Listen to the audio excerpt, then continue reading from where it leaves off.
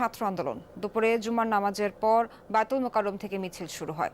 বায়তুল মোকাররমের উত্তর গেট থেকে আন্দোলনকারীদের মিছিলটি পল্টন মোড় ও প্রেস ক্লাব হয়ে শাহবাগের দিকে যায়। পরে ঢাকা বিশ্ববিদ্যালয় এলাকায় ঢোকার চেষ্টা করলে পুলিশ বাধা দেয় এবং বাকবিতণ্ডা হয়। মিছিলটি প্রায় 10 মিনিট শাহবাগে অবস্থান করে। এ সময় তারা কোটা আন্দোলনে নিহতদের হত্যার প্রতিবাদে বিভিন্ন স্লোগান দেয়। পরে মিছিলটি নিয়ে তারা প্রেস ক্লাবে অবস্থান করে। সকাল থেকেই রাজধানীর গুরুত্বপূর্ণ পয়েন্টগুলোর সতর্ক অবস্থানে রয়েছে পুলিশ। এদিকে রাজধানীর সায়েন্স ল্যাবেও হয়েছে প্রতিবাদ মিছিল। শিক্ষার্থীদের সাথে যোগ দেয় শিক্ষক, অভিভাবক সহ বিভিন্ন শ্রেণী পেশার মানুষ। জুমা নামাজের পর মিছিলটি শুরু হয়। এ সময় তারা বিভিন্ন ধরনের স্লোগান দেয়। বিভিন্ন সড়ক ঘুরে সায়েন্স ল্যাবে অবস্থান নেয় শিক্ষার্থীরা। এ সময় ওই এলাকায় বিঘ্নিত যান চলাচল।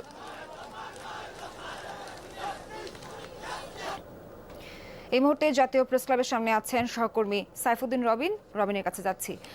রবিন, গণমিছিলের পর শিক্ষার্থীরা তাদের পরবর্তী কর্মসূচি সম্পর্কে কি তথ্য দিয়েছে জানান। এটি মূলত শিক্ষার্থীদের না, আসলে এই কর্মসূচি যেটি দ্রোহ যাত্রা অনুষ্ঠিত হলো বা শহীদ মিনারে এসে যে দ্রোহ যাত্রা এসে মিলল, সেটি সব ধরনের পেশাজীবীর এক ধরনের সম্মিলন ঘটেছে। এখানে শিক্ষক রয়েছেন, এখানে চিকিৎসক রয়েছেন, প্রকৌশলী রয়েছেন, শিল্পীরা রয়েছেন, শিল্পের সকল শাখার সাধারণ রয়েছেন, ডান বাম সব এসে বলা চলে এক ধরনের মিলেমিশে একাকার হয়েছে কেন্দ্রীয় শহীদ মিনার চত্বরে। জাতীয় প্রেস ক্লাব থেকে বিকেল 3টার নাগাদ আসলে শুরু হয় যেই দ্রোহযাত্রা কর্মসূচিটি। এই কর্মসূচির মূল লক্ষ্য ছিল ছাত্র জনতার হত্যার প্রতিবাদ, এবং এই মঞ্চ থেকে বা এই দ্রোহযাত্রা কর্মসূচিতে অংশ নিয়ে যারা বক্তব্য রেখেছেন তাদের বক্তব্যের মধ্য দিয়ে হত্যাকাণ্ডের বিচার চেয়েছেন। তারা সম্প্রতি যে কোটা সংস্কার আন্দোলন ঘিরে যে হতাহতের ঘটনা ঘটেছে তার বিচার নিশ্চিতের দাবি জানিয়েছেন, এবং সেই সঙ্গে এই বিচার নিশ্চিত করার লক্ষ্যে সরকারের পদত্যাগের দাবিটি উঠেছে এই কর্মসূচি। এবং একটা বিষয় উল্লেখ করার, যেখানে এই প্রেস ক্লাবের সামনে যখন জমায়েতটি ঘটে, দলে দলে বিচ্ছিন্নভাবে বিক্ষিপ্তভাবে বিভিন্ন জন আসলে যোগ দেন। এখানে সব শ্রেণীর মানুষ, বা যদি বলতে চাই উচ্চবিত্ত থেকে মধ্যবিত্ত, নিম্নবিত্ত, অনেকেই আসলে যুক্ত হয়েছেন, এবং কেউ গ্রাফিতি এঁকেছেন, কেউ নাটক মঞ্চায়ন করেছেন, কেউ জাগরণের গান গেয়েছেন। এক একজন এক এক রকমের পারফরমেন্সের মধ্য দিয়ে মূলত তাদের প্রতিবাদ জানানোর চেষ্টা করেছেন।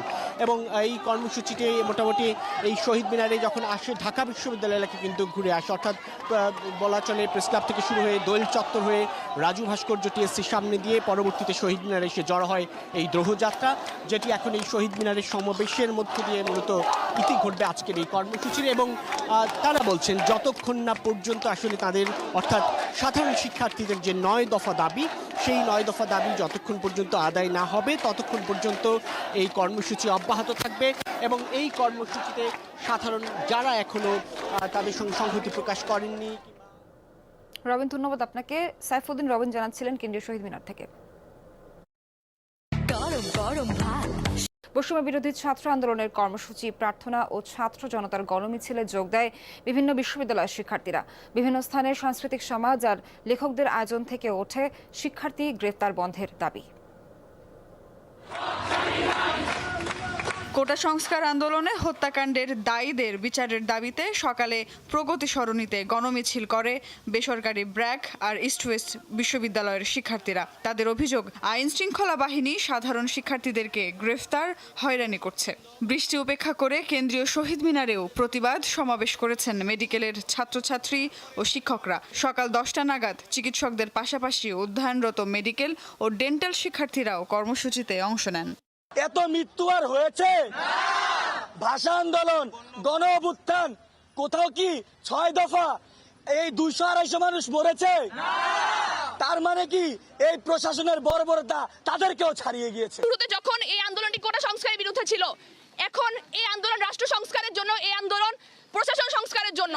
যে বাচ্চারা মারা গেল, আমি একজন মা, দিন শেষে আমি একজন মা, আমার বুকটা হাহাকার করে যে কিভাবে এই বাচ্চাগুলোকে কিভাবে নৃশংসভাবে মারতে পারলো।